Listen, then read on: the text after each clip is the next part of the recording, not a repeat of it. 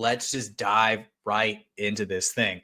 Red Bull's got a new kid on the block, and his name is Arvid Lindblad. A super license granted to Arvid Lindblad prior to his 18th birthday. Lindblad, a British native, has been creeping into the F1 conversation as a rising prospect with a lot of talent.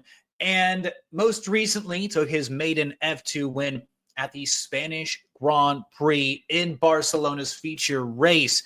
Lindblad currently sitting in third place in the F2 championship standings, just behind Alex Dune and Richard Vachor. So how good is this kid? Why was there such an effort to get him into a super license at the age of 17?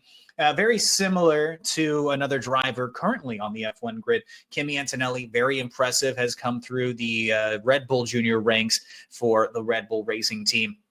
So far, turning heads really, really impressively. Christian Horner's intrigued. Sounds like Helmut Marko is intrigued. Other members, key high-ranking members, are very intrigued with this kid as far as it's concerned for an F1 opportunity anyway. And I have no doubts that we're probably going to be seeing him at some points throughout this season. And the first question I want to answer, though, is how in the heck do you get an F1 super license? And why is it so important to understand this? Because I'm sure as you're watching this, what the hell is a super license? Why does it matter? And you can't just walk into F1 if you're talented. There are levels to these things. F1 has a beginner's guide to the Formula One super license. Hey, taking a look at it here, and I'm going to explain it in some detail as we move along.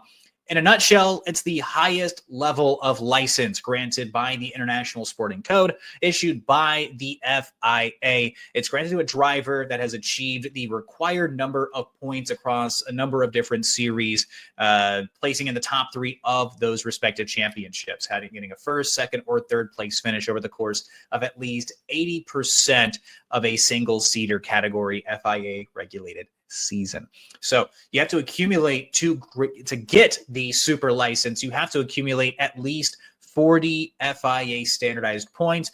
Some series weigh more heavily than others. For instance, F2 is the highest ranking non-Formula One series to gain F1 credentials, super license credentials followed by IndyCar as well as Formula 3, with a lot of other series all down the ranks. Formula 4, karting, I think the World Rallycross Championships. There are a number of different series and a number of different point scoring credentials for each one of those series. On that page that I was just showing you there, let's take another glance at it. Some points awarded per championship classification. Like I mentioned, F2, the highest ranking with 40 points across the board, finishing in the top three. Getting a top three championship finish in an F2 series is going to get you automatic ability to grant that super license classification. IndyCar just a little bit lower. That's up for debate. Competition levels, different markets, yada, yada, yada. F3, moving our ways down to even NASCAR included here. Euro Formula Opens, Japanese Super Formula, F1 Academy is even in this, going all the way down to even karting championships. So the regulation on age being part of this conversation as well. An age requirement of 18 years old was installed into the sporting code in 2015 after 17-year-old Max Verstappen made the leap to Formula One.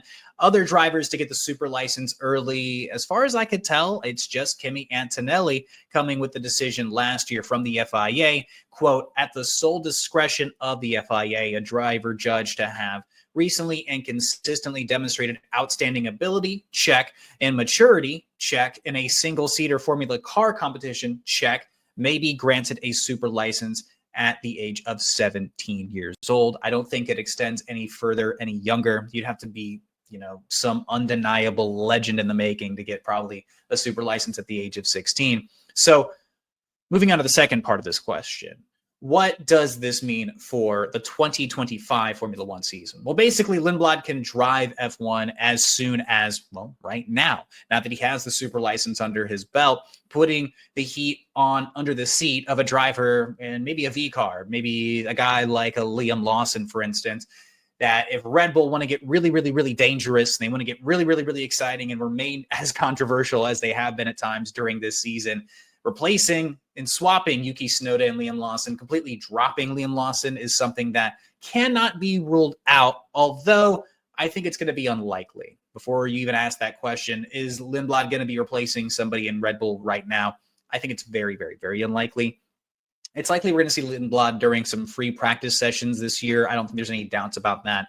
But part of me feels like we really won't see him in a seat full time until the earliest next season. So what does this mean for next season? I think he's really primed as it sits right now to be joining the senior Red Bull families, so to speak, with V-Carb on one hand and the Red Bull racing team on the other. I think we're probably going to see him, as long as things keep going well anyway, as early as next season. Red Bull Racing, you could very well see the outlook being next year, Max Verstappen and Isaac Hadjar. Don't mind my cat's feeder. You could very well see in the senior team, Max Verstappen and then Isaac Hadjar. And for V-Carb, Liam Lawson, and then very possibly Arvid Lindblad. So who's the odd man out here, you might be asking? Maybe you've already deduced it, Yuki Tsunoda. And why would I even say that? Why would I jump to that assumption?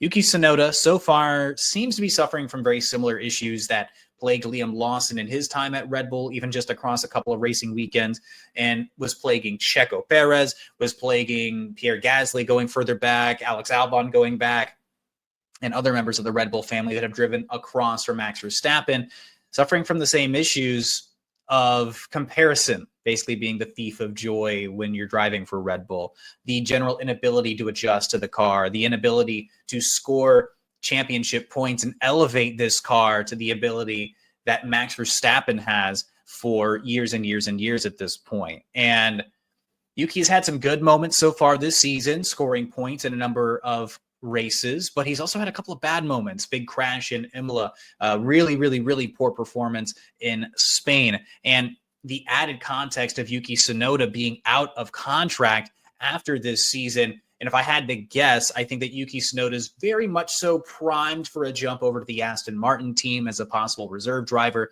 depending on what happens with Lance Stroll and his dad and the financial situation, blah, blah, blah. We'll get there at some other point. But very much so looking like a prime reserve driver for Aston Martin next season as a part of that Honda partnership. They are basically his deciders, his management, so to speak. A big reason why he's even in the Red Bull family at the moment is this partnership. So as far as next season, I won't be shocked if we see some kind of announcement towards the end of the calendar, towards the end of this championship season, that, you know, we're going to see Yuki Tsunoda being a part of some level of movement. Maybe Liam Lawson continuing to kick the tires around at V-Carb as they need somebody to hold the seat down that they have some kind of faith in. But Isaac Hadjar, obviously kind of a topic of conversation, his performance being at a high level these days. Does he even want to be at Red Bull as early as maybe this year? I think personally, if we're asking that question, just hold off. Let him chill. Let him chill at V-Carb. Let him develop as a rookie, and then we push. And then we see what he has with Red Bull. But if there are maybe even some interesting decisions to be made as far as maybe Max Verstappen picking up another penalty point and somebody having to make the jump up to fill in for a race weekend, I think that might be the only reason you might see an Isaac Hadjar in a Red Bull senior drive this year, and maybe Lindblad obviously taking that remaining Red Bull V-Carb seat, But as far as the outlook for next year, I won't be surprised if it's Lawson and Lindblad in the V-Carbs. It just feels like it might be a very natural fit as they continue to assess and develop Lindblad. Don't be shocked, again, if we see him in a number of practice sessions this season. All the murmurings and all the chatter I've heard about him, watching what he was able to do in Spain, very impressive win. I wouldn't be shocked if this is their longer-term plan. This is playing it slow, playing it steady, not jumping to anything rash, which maybe it's a little out of bounds for Red Bull, historically speaking, but don't be shocked if Lindblad's sitting on the sidelines and we're seeing a little bit more of him this year, but don't expect him to be driving any race in any race formats, really, unless Max Verstappen decides to get a little bit more acquainted with the back end of George Russell's Mercedes again for some reason.